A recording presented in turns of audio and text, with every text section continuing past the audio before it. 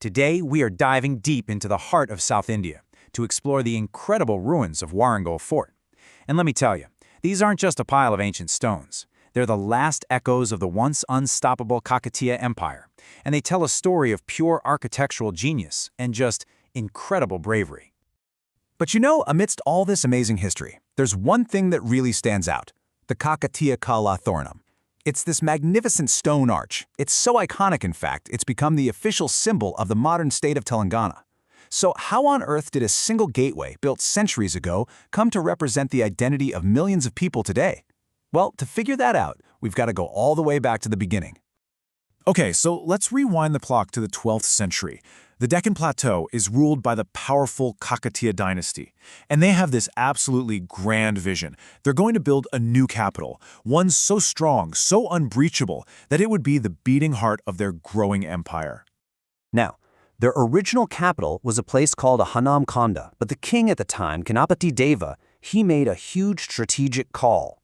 He decided to shift the center of power to a new site, Warangal.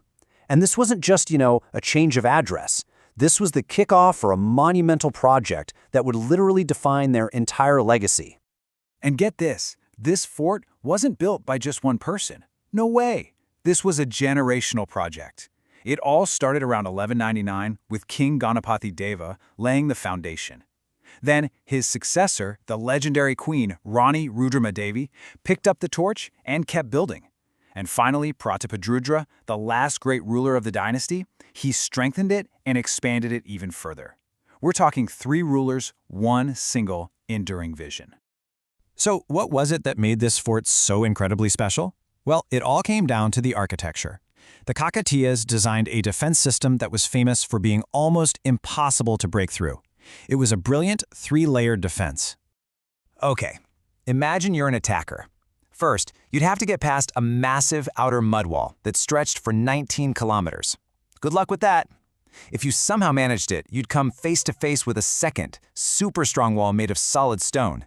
And then, even if by some miracle you got past that, you still had to get through the inner wall, which was guarding the most important part of the kingdom, the royal palace and the sacred Shiva temple. It was like a fortress inside another fortress. But hey, this fort wasn't all just about defense. Inside these walls was a world of absolutely stunning craftsmanship. You had the ruins of the Grand Shiva temple, pillars with carvings so detailed they just blow your mind, beautiful lotus motifs, and these powerful sculptures of elephants and lions.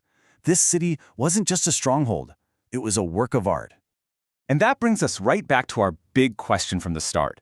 The most iconic features of the whole fort are these 4 grand gateways, the Kakatiya Kala Thoranas.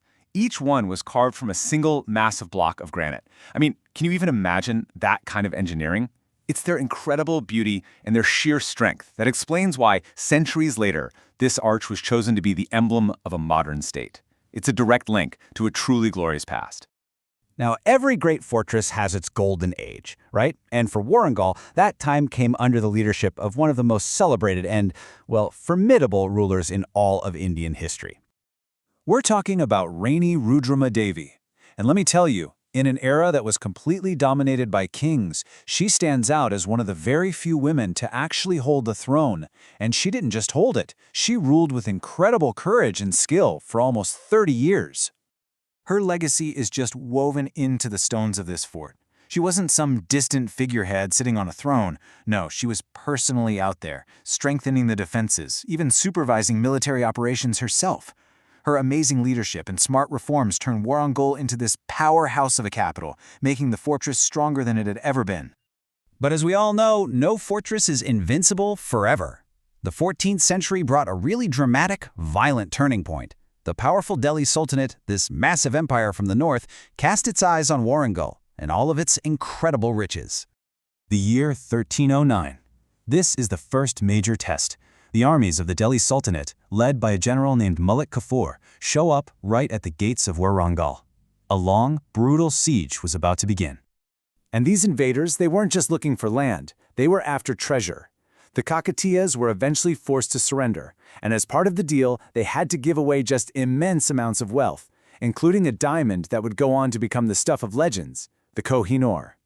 That moment right there put this fort, and its diamond on the world stage for centuries to come.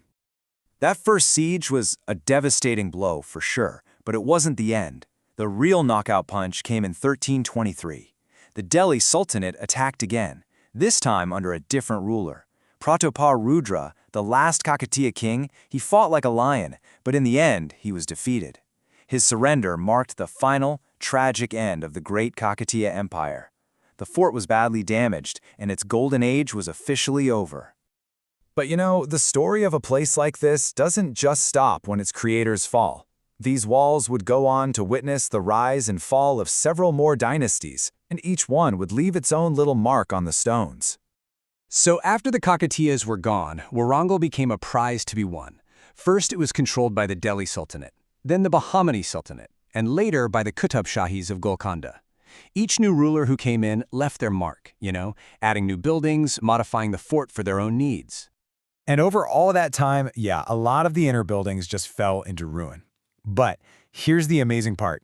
Despite centuries of change and decay, the absolute architectural genius of the Kakatiyas, it endured. You could still look at it and know, without a doubt, who built it. Its original identity was just unmistakable. Today, thankfully, Warangal Fort is a protected monument. It's carefully managed by the Archaeological Survey of India, and it brings in visitors from all over the globe who come to just stand there and marvel at those majestic arches and the incredible stone art of a lost empire. It's a way of making sure this story is never, ever forgotten. Which kind of leaves us with one last thing to think about. When you look at Warangal Fort, what do you see? Is it a monument to a tragic defeat, the place where a great empire finally fell?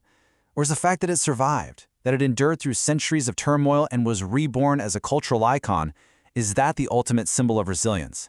That's the powerful question these ancient stones are still asking us today.